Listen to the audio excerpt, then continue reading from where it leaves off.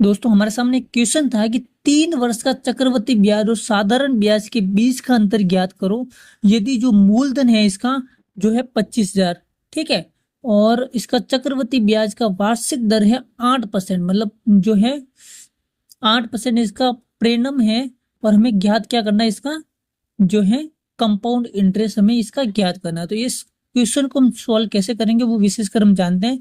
इसका चक्रवृद्धि ब्याज का एक ही फॉर्मूला होता है, इसको आपको रट लेना है ना। जो गोल्डन इसका रेशियो होता है 3:3:1।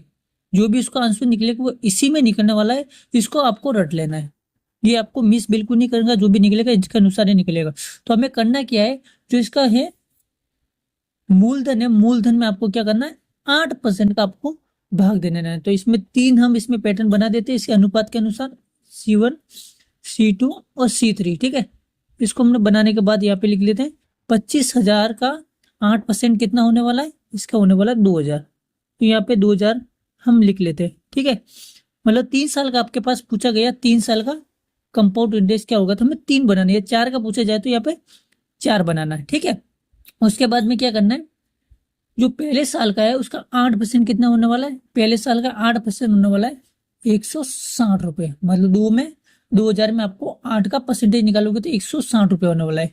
वो तीसरे साल में आपका क्या होने वाला है, तीसरे साल में यदि आप इसका 2,000 का 8% निकालेंगे तो 160 रुपये होने वाला है। लेकिन दूसरे साल है जो इसका पहले साल का भी जुड़ेगा।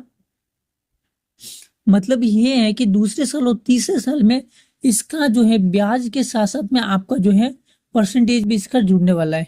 ठीक है। जो ब्याज है वो उसका जुड़ेगा। ये आपका साधारण ब्याज हो गया, सिंपल इंटरेस्ट, और ये हो गया ब्याज। ये ब्याज भी इसका जुड़ेगा तो ब्याज इसका डबल हो जाएगा। तो 160 का डबल हो गया 320। ठीक है। और फिर इसका जो है इसका 8% कितना हुआ, 160 का 8% हो गया आपका 12.8। तो ये हो गया आपकी 3 ईयर की आपकी सारणी हो गई है। तो इसमें आप देख सकते हैं कि 3 साल का जो कंपाउंड इंटरेस्ट है, 3 साल का कंपाउंड इंटरेस्ट हो गया आपका, ये हो गया आपका सिंपल इंटरेस्ट। इसको आप जोड़ लीजिए 3×3 प्लस 160 इंटू 3 प्लस 12.8। ठीक है। इसको आपको जोड़ोगे तो इसका टोटल जो कंपाउंड इंटरेस्ट है वो आ जाएगा, देखो 92.8। ये हो गया आपका कंपाउंड इंटरेस्ट। ठीक है। और यदि पूछा जाए कि भाई साधारण ब्याज और चक्रवृद्धि ब्याज का बीच का अंतर क्या है, तो इन दोनों को जोड़ना है। जैसे कि 160 इंटू 3 प्लस हो गया आपका 12.8। तो ये हो गया आपका चक्रवृद्धि ब्याज और साधारण ब्याज का बीच का अंतर हो गया 492.8। इसका आंसर हो जाएगा। तो इस बात का आपको विशेष पे ध्यान रखना है। ठीक है। यदि आपको कंपाउंड इंटरेस्ट पूछा जाए तो इन सबको जोड़ लेना है। यदि आपका साधारण ब्याज और चक्रवृद्धि ब्याज के बीच का अंतर पूछा जाए तो इन तीनों को जोड़ना, जो आपका ब्याज आता है ये आपका हो जाएगा। तो आपका साधारण ब्याज और चक्रवृद्धि ब्याज के बीच का अंतर क्या हो गया, 492.8। यही आपका आंसर हो गया। चलिए तो अब हम बात करते हैं सेकंड क्वेश्चन जो हमारा रहने वाला है। क्वेश्चन है हमारा कि 10,000 की राशि के लिए 10% की दर से 3 वर्ष की चक्रवृद्धि ब्याज और साधारण ब्याज का अंतर की गणना कीजिए। इसमें आपको दे रखा है जो परिणाम है, मूलधन वो दे रखा है 10,000 रुपए।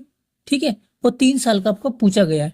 और इसमें जो है परिणाम है, प्रिंसिपल आपका दे रखा है 10,000 और परिणाम जो है वो दे रखा है 10% की दर से। और इसमें हमें ज्ञात करना है कंपाउंड इंटरेस्ट, हमें यहाँ इसमें ज्ञात करना है। तो चलिए हम इसमें 10,000 में अपना जो है 8% जो है 10% का हम यदि लगाते हैं, डिवाइड करेंगे तो सबसे पहले हम कर देते हैं जो है हमने गोल्डन रेशियो की सारणी बना देते हैं 3:3:1 का।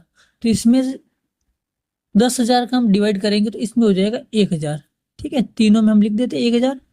मतलब जो 3 साल का जो साधारण ब्याज है वो होगा 3,000 रुपये। ठीक है।